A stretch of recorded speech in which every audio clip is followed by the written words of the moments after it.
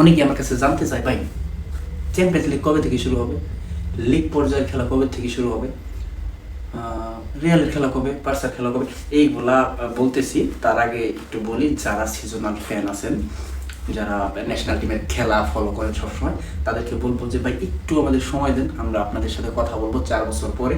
আপাতত আপনাদের সাথে আমাদের আর কোনো সম্পর্ক, ফুটবলীয় সম্পর্কটা না রাখি, কারণ আপনারা যেটা ফলো না করেন ওইটা আমরা ফলো করি, আমি না, আমরা। সো আপনাদের সাথে 4 বছর পর দেখা হবে, 4 বছর পর আলাপ হবে, ঝগড়া হবে, ভালোবাসা বিনিময় হবে, সব কিছুই ফুটবলের মাধ্যমে হবে। তবে এখন আমরা একটু ক্লাব পর্যায়ের খেলায় আসি।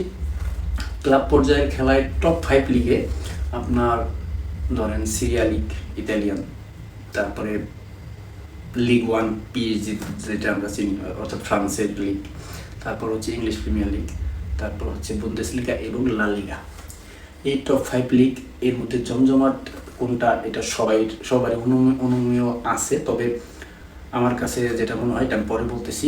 টপ 5 লিগের খেলা শুরু হবে কবে এটা আগে বলি। স্প্যানিশ লিগ লা লিগা শুরু হবে 15 আগস্ট অর্থাৎ আগামীকালকের থেকে, এবং প্রিমিয়ার লিগ শুরু হবে হচ্ছে 21 তারিখ থেকে। 22 তারিখ থেকে সিরিয়া, আর লিগ 1 হবে 23 তারিখ থেকে, এবং 28 তারিখ থেকে হবে বুন্দেসলিগা। বুন্দেসলিগা হচ্ছে জার্মানির লিগটা। এই জার্মানির লিগে বুন্দেসলিগার লাস্ট মেবি 12 বার চ্যাম্পিয়ন হচ্ছে বায়ার্ন মিউনিখ, অর্থাৎ বুন্দেসলিগাটারে বায়ার্ন মিউনিখ তাদের বাপদাদার সম্পত্তি করে ফেলছে, যেমনটা রিয়াল মাদ্রিদ চ্যাম্পিয়ন্স লিগের সম্পত্তি করে ফেলছে। আর আপনার স্প্যানিশ লিগের 3টা দলের দূরত্ব সবসময় বেশি থাকে, সেটা হচ্ছে রিয়াল মাদ্রিদ, বার্সেলোনা এবং অ্যাথলেটিকো মাদ্রিদ। রিয়াল বার্সার মধ্যে সীমাবদ্ধতা বেশি থাকে, তবে অ্যাথলেটিকো মাদ্রিদ ঢুকে গেছে যে কোনোভাবে। আর তাছাড়া তারপরে পর্যায়ক্রমে সবগুলো দল থাকে।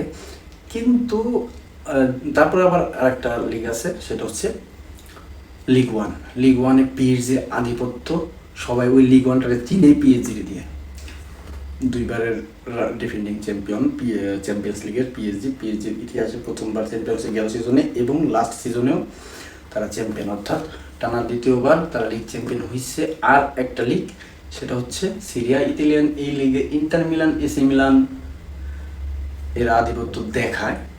তবে সবচাইতে জমজমাট যে আসরটা হয় সেটা হচ্ছে ইংলিশ প্রিমিয়ার লিগ।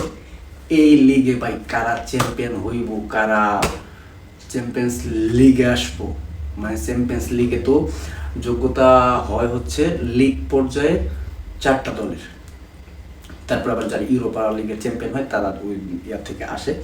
তবে এই 4টা দলের মধ্যে আপনি কোন দলটারে রাখবেন এটা হচ্ছে বড় বিষয়, বা কোন দল থাকবে। এক এক সিজনে এক একটা দলের আধিপত্য থাকে। এই সিজনের অর্থাৎ এই টুর্নামেন্টের আপনার কোন দলটা যে চ্যাম্পিয়ন হইব এই ধারণাটাই মানুষ করতে পারে না, একদম লাস্ট পর্যন্ত আসে। লাস্ট পর্যন্ত আসার পরে ফলাফল কার পক্ষে যাবে সেটার অপেক্ষা করতে হয় একদম লাস্ট ম্যাচ পর্যন্ত। অর্থাৎ এই টুর্নামেন্টের অর্থাৎ এই লিগের চ্যাম্পিয়ন যে কারা হয় তারা বা নর্মালি অনুমেয় করাটা খুব কষ্টকর বিষয়। আর তারপরে আবার একটা কষ্টকর বিষয় হচ্ছে, সেটা হলো টপ 4-এ কারা থাকবে, কারণ চ্যাম্পিয়ন্স লিগে তো টপ 4-এ ডিরেক্ট চলে যায়। তারপর অন্যান্য লিগ থেকেও চ্যাম্পিয়ন্স লিগে যুক্ত হয়, 32টা দল নেওয়া হয়। এই যেমন আপনার টপ 5 লিগ থেকে 20টা দল যায়, আরও হিসাব নিকাশ থাকে, এটা অন্য কোনো ভিডিওতে আমরা বলবো। তবে এই টপ 4-এ থাকার জন্য মানে কীরকম পারফরমেন্স দেওয়া লাগে এটা তো সবাই বুঝতেছে। তো আশা করতেছি যে আমরা ক্লাব পর্যায়ের খেলাগুলো এনজয় করব এবং খেলাধুলাটা ফলো করব। ধন্যবাদ।